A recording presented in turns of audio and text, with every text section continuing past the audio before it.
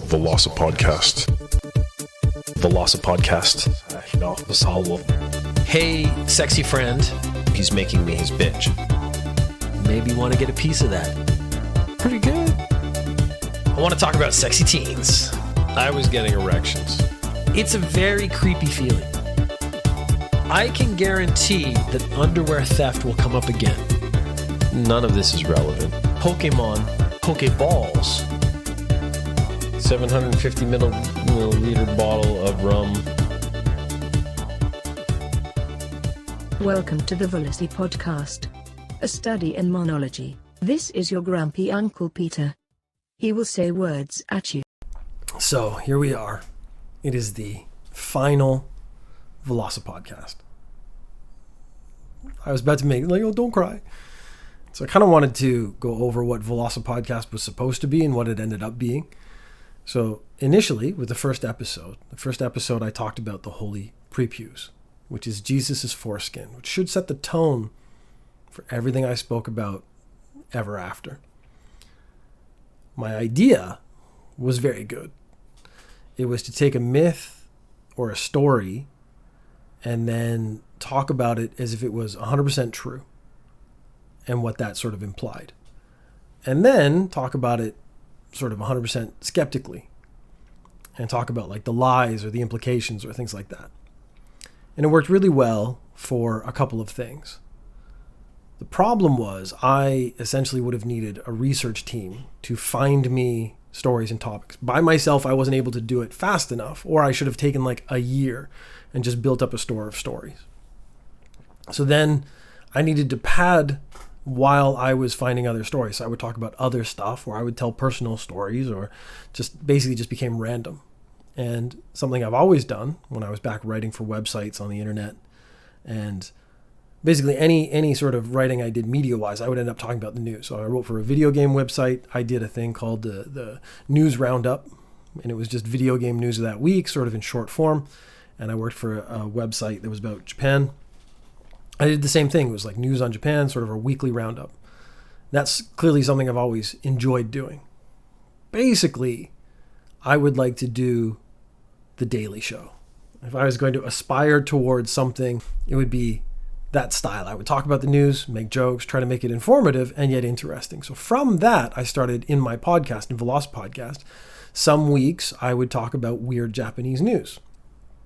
And that was fun to do. And it was growing, so I thought, I will make that into a second podcast because I'm going to talk about it anyways. So separating the two made sense. And we workshopped the name and we came up with Ninja News Japan. Then I made a one-off joke about, I think I was making fun of ASMR, and then I did some goofy daily affirmations, and that was funny. And so I made about 27, 28, and I made daily affirmations weekly. And that became its own mini podcast. It hasn't continued. I've actually written a bunch more, so it's going to come out in sort of batches every year or two, and that'll help keep updating it. So basically, VelociPodcast became the playground where I experimented and tried stuff, and that became other podcasts. But there were two problems. One, every now and then I would just have no content because it's like, well, what am I thinking about? So I needed to organize what the content was. But if I was reorganizing, this kind of spawned an idea. There was one fatal flaw with VelociPodcast, and that is the name. Because even my close friends who I would talk to regularly, they would never say the name. They would always say the Dinosaur Podcast or that podcast you do. No one ever said VelociPodcast. It made me realize that the name is hard to remember. But if the name's hard to remember, it means you cannot share it. You can't go to your friend, I heard this podcast. It was vaguely interesting. I can't say positive things about myself, so it always has to have like a little touch at the front to make sure it's not too positive. You should listen to it. It's called, I can't remember the name. It has a dinosaur in it or something like that. The name VelociPodcast came from my Xbox 360 username, which was VelociPeter. And then I had the website VelociPeter, and I was just, again, random stuff went up there. And so when I made the podcast, when I tried to do it at first, VelociPodcast was a joke off that name, and I was going to call myself VelociPeter. But yeah, it was a mistake. And again, I didn't know that at the time. I thought a unique and interesting name would be great. It would help me stand out. But what it actually did was made it impossible for people to remember or share. So I decided, okay, if I'm going to reorganize, I'm going to do it properly. And I looked into just renaming the RSS feed, the stuff that's actually in VelociPodcast. It's actually really difficult. You have to make new everything. So if I'm going to make new everything, I might as well get a new name that is easier to remember. So my current PlayStation name is Chunk McBeef Chest. I was like, oh, well, that is a name that people remember. And then I was like, but it's long. So I could call myself Chunk McBeef Chest. I could use that in a lot of things. But people who've heard it all enjoyed it as a name. But I still wanted it to be easier to remember. So I went with, friends actually suggested C. McBee. I thought, that's very good. It's short. It's easy to remember. Once you hear it a couple times, you're not going to make a mistake on that. I went and looked up. There are actually like 3 or 4 podcasts called C. McBee, but Chunk McBeef Chest makes it stand out from those. So I think actually it's pretty good. And so for the last 20, it's probably more than that, probably like the last 6 months, I started producing C. McBee twice a week and VelociPodcast twice a month and VelociPodcast twice a month. So that's my 4-week schedule. So I was still doing it, but hopefully moving people over slowly so like any subscribers to VelociPodcast who enjoy the content, they could move over to C. McBee comfortably and I wouldn't lose too many. That's absolutely not what's really happening. Looking at the numbers, I'm getting about a quarter. But again, it's growth on its own. It has to be its own thing. So VelociPodcast, it was random. It was where I played. And, now because I did it for 5 years has like a really, an affection because it was the first thing I did. The first thing I've done that actually I think lasted that long, which is nice. Hopefully C. McBee goes even longer and grows more of an audience because people could actually say, oh yeah, I heard this podcast, C. McBee, you should look it up. They look it up and they'll find Chunk McBeef Chest. I don't know. If you search Chunk McBeef Chest, it is the only name that comes up. So that's great. So that's the one I have locked in for the moment. I wouldn't be surprised if someone, the instant they hear that, like goes find some other thing and gets it. But whatever. That's not what we're talking about. So I was like, okay, we're coming up. This is episode 275. I was tempted to go to 300, but that's like another, again, 6 months before I could actually just move on to one other thing and only have 2 podcasts, which is really what I want. And I was like, I need a through line. What has been consistent that will help me finish VelociPodcast properly? What has been something that has been universal that I've come back to, that I've hit upon? And I realized it's actually very clear. It's very simple. It was looking me in the face the whole time. I hate Steven Seagal. I hate Steven Seagal so much, it's almost visceral. I watch his movies to reaffirm how bad his movies are and how much I hate him. I despise Steven Seagal. And there's this weird thing that people do. So you get like an asshole, a terrible person, and they'll always try to give them some kind of credit. Like, that guy, he was always good at his job. We have to, if you want to give him some credit, he was good at his job. Well, no, being good at your job isn't enough to offset the fact that you're a terrible human being. Steven Seagal, everyone always goes, well, you want to give him credit. He was like an Aikido teacher, but he's, a sexual predator. He's a horrible human being. All the stories about him on set are pretty awful. He's actually not a very good fighter.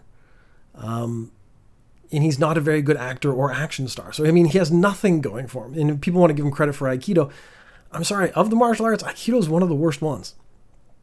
I'm sure Steven Seagal would disagree. The irony here is the movie I'm about to watch parts of with you, he doesn't actually claim to be doing Aikido. He claims to be doing Kung Fu, which he has no training in. It's very obvious. They bring in a stunt double for certain scenes, generally ones where he steps backwards, because apparently that's too hard for Steven Seagal.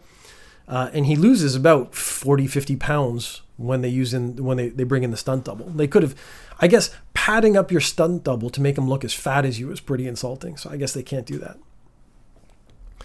Now, to give you a sense of the pain I went through, I watched this movie in its entirety twice. I watched it once just to watch it because I got it on my computer and I was like, okay, I want to watch the movie and then hate on Steven Seagal a little more. Then I was like, yesterday, I was like, oh, I'll watch it all the way through and I'll do commentary as I go. and I did, and it didn't work. So I was going to edit that in, and that was going to be this podcast that you're listening to right now, but it didn't work. It didn't work because I had to watch it, and then I couldn't stop and react. And I realized, and again, this is also an audio format. So primarily most of my audience, I post these to YouTube, but it gets like 2 views at the most. And one of those is probably me checking that it works, that kind of stuff. My audience is still podcast, it's still audio. So I can't be doing the like, oh, look at how bad he is at Kung Fu. Look at how bad he is at breathing. Look at how bad he is at walking forward. So I went through and I scrubbed out all the sort of little speeches. Now, the thing you need to know more than anything else, Steven Seagal wrote this movie. So he's producer, he's the writer, and he's the star. So the one thing we are getting in this movie is how Steven Seagal sees himself. And it hits all the flaws I have with movies and all the flaws I have with Steven Seagal as a human being. Steven Seagal, of course, thinks he's awesome, but would never put himself in a position to be proven otherwise. He will only fight with people he's paying to lose. He would never actually like demonstrate real skills with people who could actually like challenge him. As a movie, he fails on the main plot. So let's give you the plot is that Steven Seagal at the beginning is a soldier and he kills a woman and the woman has nice boobies. So he feels really bad. He kills like 10 guys and then kills a woman who has her boobies out. You get to see the boobies like 3 times. And he feels really bad. So he gives up in the military and then goes to the East and then sits down and prays to Buddha. We're going to hear that bit because he gives a speech about like the weight of war. Then in 3 years, he manages to become both a kung fu master and a doctor. And he lives in this little town where he's now incredibly rich while everyone else is incredibly poor. Don't know how that works. He's an awesome kung fu master and he's an awesome doctor and he can like basically touchy heal you. Then someone comes and says, my daughter's been kidnapped. She has magic powers of healing. And then the dream happens and the dream sequence is pretty awesome because he gets some more boobies. The dream happens and she says like, you're going to come save me. And then he goes and he saves her. But the way he does it isn't with his kung fu skills, really. It's not with his doctor or mediation. He doesn't throw or eschew the trappings of warfare. He calls back his old crew, which are all really awful people, and he brings them in and he shoots up a place and does exactly what he did as a soldier. Now, apparently, if you do it for the benefit of one woman whose boobies you've seen, it makes up for the fact that you killed a woman with boobies.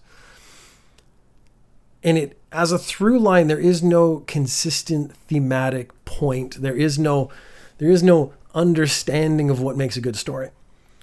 Spider-Man is a great example. The movies don't do it as much as I would. If I was writing a Spider-Man movie, this would be extreme. But the reason I feel that people love Spider-Man is because he's relatable. But one of the things he is relatable to, which actually isn't very realistic, is he gets beat down really hard and then he gets up and he doesn't give up and he tries really hard and wins. So he overcomes something. And so you feel like there's tension. In this film, Steven Seagal never even takes a shot to the face once. So I think there are 3 main fight scenes. And in them, he does not get touched at all. And it makes you feel immediately like there's no threat because he's God level apparently compared to everyone else. There's no threat. There's no threat of death, never mind injury. So there's no chance he's going to lose. The cumulative fight at the end with him and the bad guy has a magic disease that means he can't go out in the sun. So it's like a vampire disease. So he's locked in his room. He has to stay in this room. So the bad guy kidnaps the magic girl to come and heal him. And he's trying to convince her to heal him. He's doing it by like killing other villagers because he's evil. Then Steven Seagal shows up and saves her. This is not a spoiler. But you think how hard he had to work. I'm going to make myself awesome. I'm going to have a magic girl and a guy with like a magic disease. And that's going to be my plot. And I'm going to say I hate war, but then I'm basically going to use the tactics of war to solve this problem. So the other sacrifice I have made on behalf of anyone who listens to VelociPodcast, and more importantly, I just lost the end of that sentence. It was probably a pretty good joke. I forget the good ones and then I remember it later. I spent 330 yen on the YouTube rental for this movie so that I would be able to show it to the people who are watching live on Twitch and on the video later. Now, we're not going to watch the whole movie, so I guess I probably could get in trouble for copyright, but strangely, I'm not that worried about it. But we're going to listen to the speeches because, again, this is the bits that Steven Seagal wrote for himself. So he knew, he had himself in mind when he said these lines. He wrote it for himself because this is what Steven Seagal thinks is cool. I'm going to sit up so that my chair doesn't squeak, so you get that big ping out of there. Let's get that up on the screen. If you're watching on the video, this sexy orange car, I don't believe it's in the movie. He does shoot like this, but this is the exact opposite of the image he's trying to give as the peaceful kung fu master. And then this sexy lady in the back, she's in it for like 5 minutes maybe total. But he knows who he's talking to. Okay, we're going to start your rental period. I have 3 days to watch this. Believe me, it's not really ever going to happen again. I just realized I should put on my headphones so that I can hear it really well. This is Steven Seagal at the beginning. His team of 60 to 70-year-old spec ops guys are going in to this parking structure to kill Middle Eastern people. Whoa, it wasn't Japanese before. Did I just pay 300 yen for a Japanese movie? Oh, come on.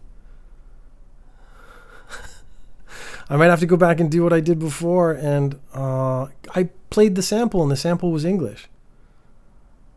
Can I change languages settings? Quality. Because it said Japanese language, but then I played it and he spoke in English in his terrible, mumbly voice.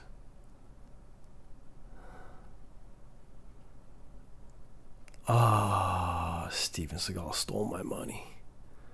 The bastard knew what he was doing from the beginning, didn't he? What do I do? I guess it doesn't matter. Again, because now I'm going to hit the audio part. So this is now going away. Steven Seagal got me, that son of a bitch, on the last one. So we're not going to worry about how fat he is. We're not going to worry about how poorly he fights. But believe me, he's very fat and he fights very poorly. One thing to note, listen to how hard it is for Steven Seagal to speak while breathing at the same time.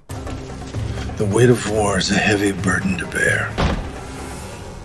Some say it's a necessity, the stage on which good can triumph over evil. So now it's just a lot of shooting.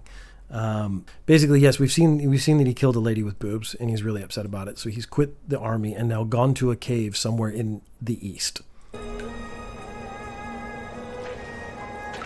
The war must be fought from within. It'll take a lifetime to make amends for the terrible things I've done. Okay, so what Steven Seagal has said is that war is a heavy burden, but the real war needs to be fought from within. And yet somehow from this point on, 3 years later, he has completely won the war from within. He's not necessarily atoned for his sin of killing the woman with boobies, but he has, come to peace with it and is trying to make the world a better place without war. And again, I think that is the most important part, that he wants to do this without war. So we get 6, there you go. And then up on the screen right now it says, written by Steven Seagal. We get to about 30 minutes before they actually start the main plot of the movie, which is the girl getting kidnapped. Okay, back at 12:04. So this is where he's doing kung fu with his friend, who he's trained with, I assume, for the last 3 years, although they make it sound like it's been a whole lifetime. And yet Steven Seagal has managed to surpass this man who's probably studied kung fu his whole life. According to the words of our great master, unless you have emptiness and complete calm, the butterfly will leave. 师兄，你除了武功好，还有一颗仁爱的心。多谢才能. You see, he never left. So what's happened is Steven Seagal took a butterfly and kept it in his hand while he did some Tai Chi Kung Fu stuff with his friend. And apparently Steven's gotten to such a level that he can hold the butterfly and not hurt it, and it won't fly away because he has complete emptiness and calm, which again, he's saying is the sort of peak level. He's actually teaching this guy who trained with him, who just never aspired. They did do a weird thing where all the non-English speakers just speak their native language. I actually think this is happening in Thailand. It was hard for me to recognize. I thought some were speaking Chinese. I think maybe it's true. Some are speaking Chinese, some are speaking Thai. Maybe there's like some other languages in there. It actually conceptually is quite cool, but Steven Seagal just speaks all the languages, like he understands them all and just responds in English. So that's weird. Then we get to our first dream. Now, the interesting part about the dream sequence, more than anything else, is that Mr. Seagal is so fat, they don't show him lying on his back. You normally think of a dream sequence where like a ghost lady comes to you, you're lying on your back and she floats down above you. In this, he's lying on his side so you can see his profile because it hides his stomach. And then you get to see the lady who's going to get kidnapped, primarily with her shirt off. And she's, of course, 20 years old and going to fall in love with the 60-year-old Steven Seagal, who is got a goatee that looks like really bad pubic hair.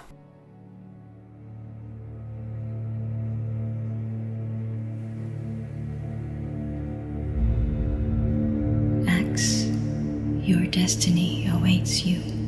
Okay, what she just said was the word Axe. That is Steven Seagal's name in this movie. His name is Axe. Now this is the empty, calm kung fu master, Axe. I mean, that was it. So he's had his first dream. So then while he's in the street, he's challenged to a duel. He beats the living crap out of the guy by pushing him gently, and he falls backwards really hard. If you ever watched like bullshido videos on the internet, you'll actually see this, where the master touches one of the students and he flies backwards, and it looks really fake because it is. So this is, again, how cool Steven Seagal thinks he is. I'll give you your duel. I'll allow you to live. But I'll guarantee you that you'll never act this foolish again. So Steven Seagal is going to be like, I am so high above you level-wise, I'm going to allow you to live. But I guarantee you'll never do this foolishness again. Because instead of just, talking to the guy or figuring it out, he just beats him up. And then, of course, the guy falls in love with him, because that's what happens in a Steven Seagal movie. He's awesome, and therefore everyone wants to be with him. Steven Seagal in this movie is prescient. He actually had a dream about this, about his destiny, before it actually even happened.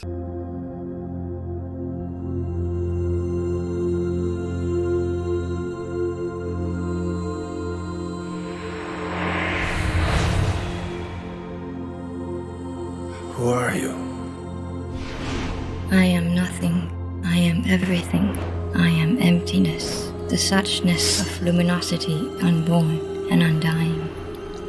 You have turned from your ways of the past, ways of pain and great suffering. You will soon face a crossroad, another chance to save the many you could not save before.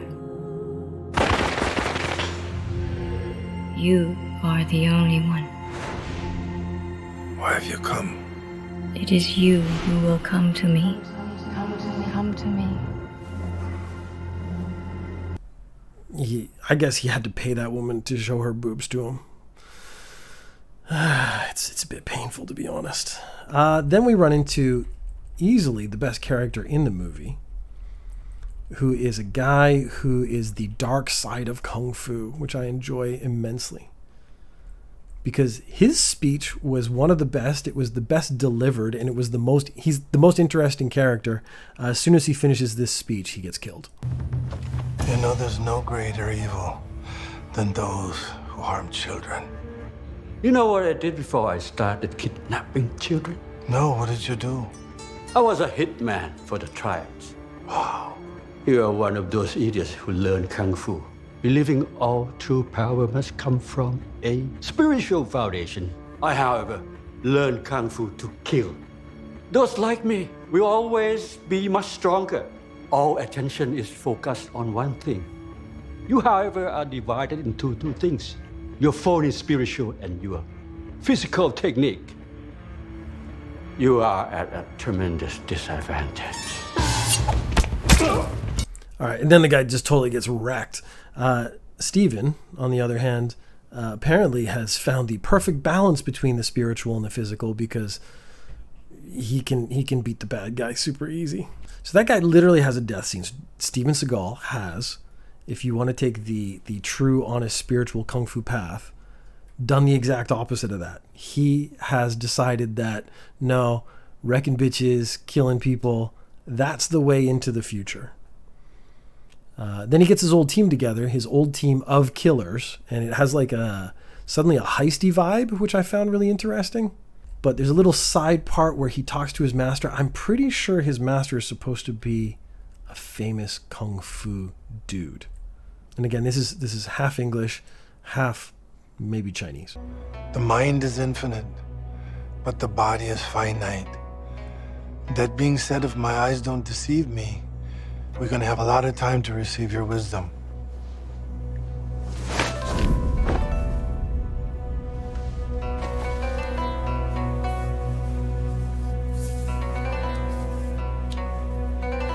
But again, like, so Steven Seagal's just written in lines to make him, like, he's literally talking to the great master like they're equals, even though he's supposed to be the student. Then we're at minute 54 of this 1.5 hour movie. And the team gets together and they're going to go save the girl. So here we get the scene where they all sit down together and talk about the plan. First up, I know everybody's here. You're all here because you think you owe me something. You don't owe me nothing.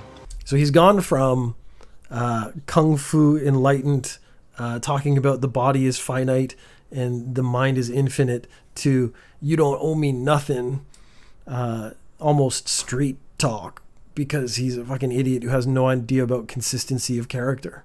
Because I don't think he has a character himself. Therefore, he cannot maintain a character throughout a film. And he certainly doesn't know how to write. And you can see just how depressed I'm actually starting to get over this. Yin Ying, I want you to go in there dressed as a customer. You can dress like someone real sexy. It's up to you. You can dress like someone real sexy. It's up to you. They've already established her as being sexy, but I think this is ridiculous because they always do. I mean, again, he's paying these girls, so he's paying them for a very specific role. And it's painful. It's actually painful. All right, I know I'm asking a lot, but for what it's worth, cause is just and we are righteous. So the cause is just and we are righteous, and that makes it perfectly acceptable for us to kill multitudes of men to save one woman. And I don't know if we're talking about balance here, but I think the enlightened kung fu way would be to find another way, maybe get in there and change the bad guy's mind about doing bad things, or don't kill all these underlings. Like, let's maybe disable them, stop them, sort of Batman-esque. But of course, Steven Seagal has abandoned that path completely. His crossroads was literally, oh no, let's go back to that other stuff I did before with the people I did it with. Therefore, there's almost no alternative to shooty, shooty, kill, kill, bang, bang. And then we get one of the weirdest jokes in the whole movie. Bro, I have one question. Really? What the hell is that name, Cumum? I really don't know, but I could introduce it to his mama and you could ask her. Everyone laughs at that. I still don't make sense. The guy says, like, what's with that name? And then I guess you could have sex with his mom and that's funny? Like, I don't know, maybe someone, this is realistically, Steven Seagal wrote this, so you know he's not taking notes. You know no one took a second pass at this script. He's in the production company, therefore it's going to get produced the way he wrote it. And he's written in, everyone laughs at Axe's cool and smooth quip. That's it for actual speaking parts. There's some sexy bits where two girls kiss and some more boobies and stuff. And then he kills the bad guy by cutting off his arm and slashing his throat, which is, you know, the peaceful kung fu way of doing it. Saves the girl, who then falls into his arms as if they've known each other. And this is not a creepy 60-year-old man who's, you know, just done a terrifying thing as well. The final scene that matters is Steven Seagal speaking to a group of older Asian men, which I believe are supposed to be all the Kung Fu masters, about what Kung Fu is and who it's for. That is to say that the world as we used to know it doesn't exist anymore. It's gone. The traditions, the values, the ethics, the morals given to us by our fathers' fathers, our ancestors, our masters, are not rapidly diminishing. They are almost literally gone. Asian martial arts have gone all over the world, but it is at risk of a deep, dark sickness. For there are those who have sought to use their strength and knowledge, not for the greater good, but for their own evil ambitions. He is struggling to breathe while speaking multiple lines. Like I have a microphone right by my face, and I don't sound like out of breath like he is. And he's just doing the exact same thing I'm doing right now. These are the masterless ones, the Ronins. So he just used the term Ronin. Now a Ronin is a Japanese term for a masterless samurai. So I was a samurai and I had a master, and then my master dies, and then I become Ronin. He's talking about Kung Fu to Chinese people. That is actually not going to work for them very well at all. But he is also talking about how, like, you know, martial arts are now international, and it's not just for you Chinese people anymore, I guess. The ones who have broken the lineage were those who have the most precious wisdom to leave behind to us have been forsaken, ridiculed, and ignored. Kung Fu is not just for the Chinese, it's for all people, as all martial arts are for all people. Lastly, I just wanted to say it's been my honor to be alive in a time where real masters have walked here, where I've been able to walk, to listen to them when they've spoken, and they've led all of us to where we are today. All of us in this room. If we can devote every last breath we have to the propagation of trying to protect the last bit of unbroken lineage, and commit our lives to helping the innocent, the needy, the defenseless, setting an example of humility and servitude for the generations to come, then Kung Fu may yet survive us all. All of these words today that we've all spoken will have been worth something, and our prayers will not be empty. So, Steven Seagal has just given a speech on how everyone should be humble. Now, one of the things I know about Steven Seagal is that the man is anything but humble. And humility is not a word he really understands. And even in this movie, he actually hasn't shown any humility towards anyone else, except for the fact he did sit in front of his master, who he then spoke to like a complete equal. I hate Steven Seagal. I hate Steven Seagal so much. It's so painful. And I don't wish death on people, and I don't wish for Steven Seagal to die, but I really would like if something would happen so that he couldn't make movies anymore. Like, I would really, really be happy about that. Then they do, again, since there's no humility, they go into the end credits, and in the end credits, the song over it is Steven Seagal and his blues band, because if you didn't know, Steven Seagal also has a blues band. But we're cool, baby, cool like a pole bear. When you see my new girlfriend, you might have changed your underwear. Baby, you don't even have a try. Okay, so I'm going to stop there because I can't actually listen to the whole song. But this did, as a final thing, make me go, oh, let's take a look at some of Steven Seagal songs. Because I actually did an episode on Girl, It's All Right, where the video has him, at that time probably 50-year-old Steven Seagal, getting it on with a girl who looked like she was in her teens. Maybe she was an adult. It was real close, whatever it was. Or he got the youngest looking adult he could. But when I just was jokingly looking through the songs, found one called My God. And I was almost tempted to say, like, of course he's talking about himself, but it's almost worse. These are the lyrics to My God.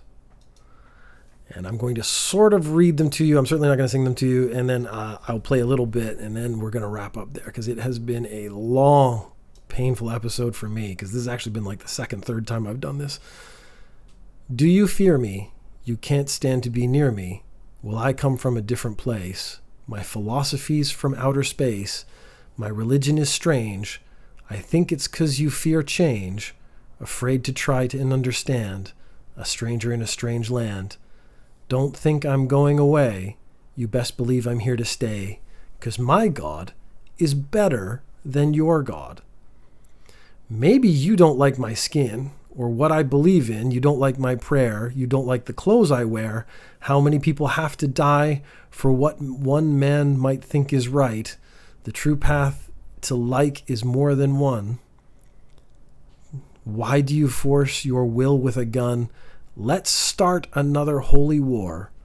I'll show you what I'm killing for. My God is better than your God. My God is bigger than yours. My God is better than your God. My God is bigger than yours. So I'm just going to give you a taste of that song before we finish.